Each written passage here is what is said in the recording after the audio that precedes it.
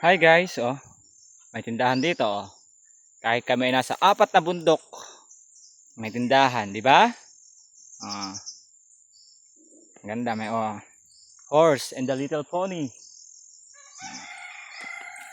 Malapit na kami malapit na ako sa school.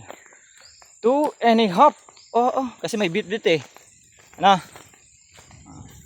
Nga pala, share ko lang. This is our liguan. Pag minsan pag dito ako natulog, dito rin ako naligo. Mababa. Nandun yung school namin, mababa liligo. Di ba? Transportation dito, kabayo,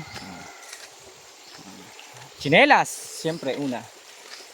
Paano ba? Ayun, baka maglalagay kami sa cellphone. Ayun. Tapos dito ako naliligo. Ayun Diyan ako naliligo. Kailangan lang. Dito kami naliligo pag maga. Ayun. Ito yung maliit lang na bukal yan, pero ang sinusuportahan niyan is malaking bayan.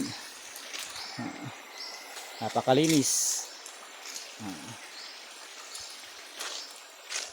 Tapos ayun, malapit na ako, konting na lang. Doon sa right side, nandun yung ating school sa mamaya, konti. Siyempre, mag-smoke muna si sir. Nasa labas naman eh.